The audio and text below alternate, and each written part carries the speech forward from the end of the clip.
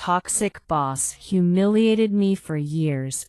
I ended her career in one audit.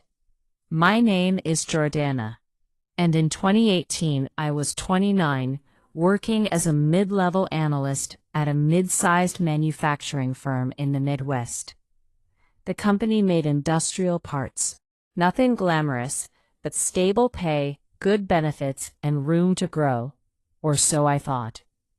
Enter my boss, Victoria, late 40s, former sales hotshot turned operations manager. Loud, bullying type. Loved public shaming in meetings, took credit for team wins, blamed underlings for her screw-ups. Classic narcissist. She'd scream at people over minor errors, then play the tough love card. HR loved her because she hit numbers, barely, and kept turnover acceptable by terrorizing people into staying. I started strong. First year, promoted twice, led a project that saved the company $180K in supply chain costs. Victoria took full credit in front of the VP, said we did it, then in private told me, "Don't get cocky, kid. You're replaceable." I swallowed it. Needed the job. Recently married, mortgage, baby on the way. Then things escalated. 2020 hit. Pandemic chaos. Remote work for office staff, but Victoria insisted on essential in-person meetings for team spirit.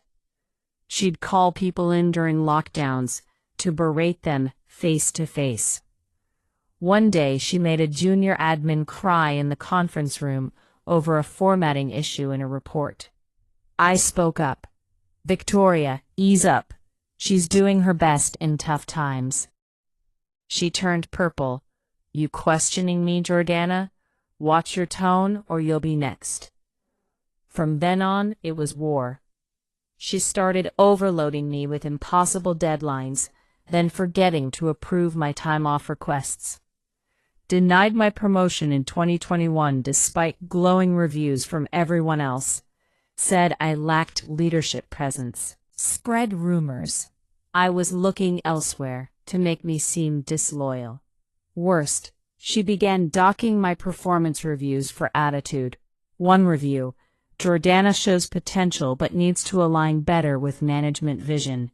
Translation: stop calling out my BS.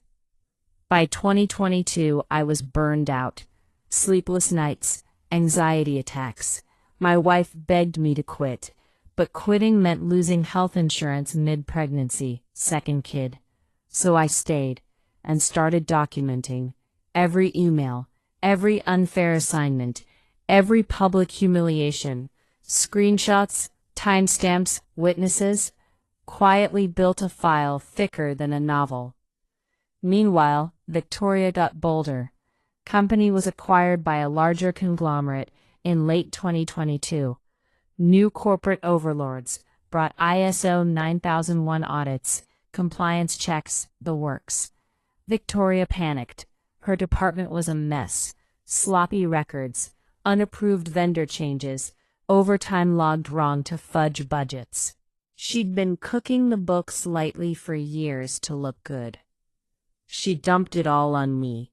"Fix this before the auditors come, or it's your ass." I fixed it, but I also kept originals. Evidence of falsified logs, backdated approvals, inflated savings reports she'd presented to the board. 2023, audit week arrived. External auditors from a big firm. Victoria strutted around like she owned the place. Told everyone, "My team's got this locked down, no issues." Day 2, auditors pulled records for our supply chain project, the one I'd led years earlier. Victoria bragged about it in the opening meeting. "Auditor, we see discrepancies. Overtime hours don't match payroll. Vendor invoices altered post-approval."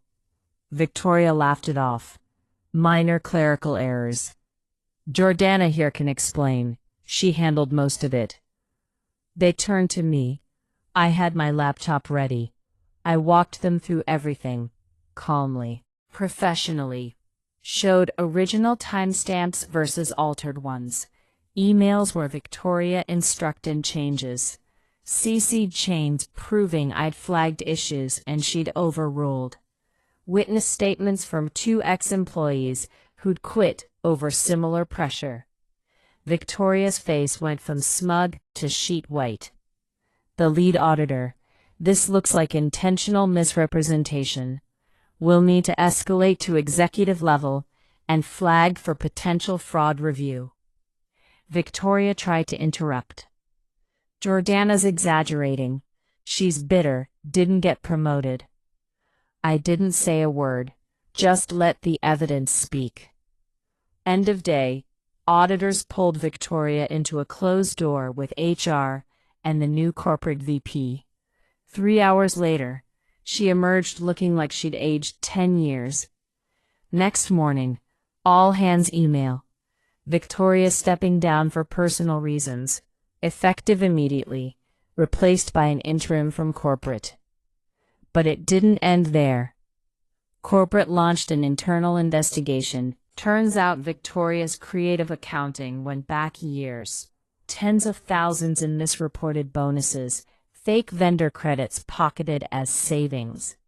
Not enough for jail, probably, but enough to trigger clawbacks. They clawed back her last 3 years of performance bonuses, roughly $120,000. She had to repay it or face legal action. Worse, the company blacklisted her in the industry.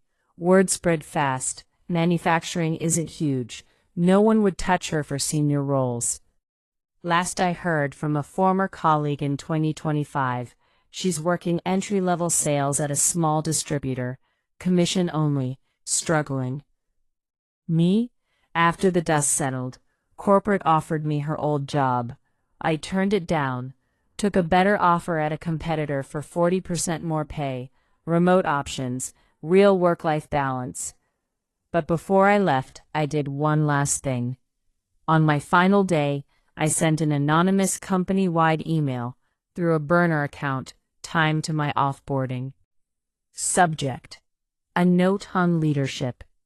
Body: just a short thank you to the team, plus one line. Remember, integrity costs nothing. Shortcuts eventually bankrupt you.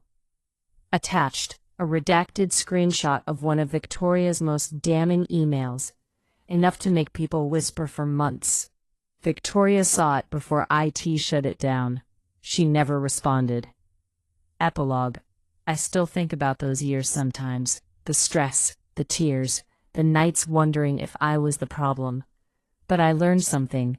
Revenge isn't always loud explosions. Sometimes it's quiet precision, documenting, waiting, then letting the truth do the work.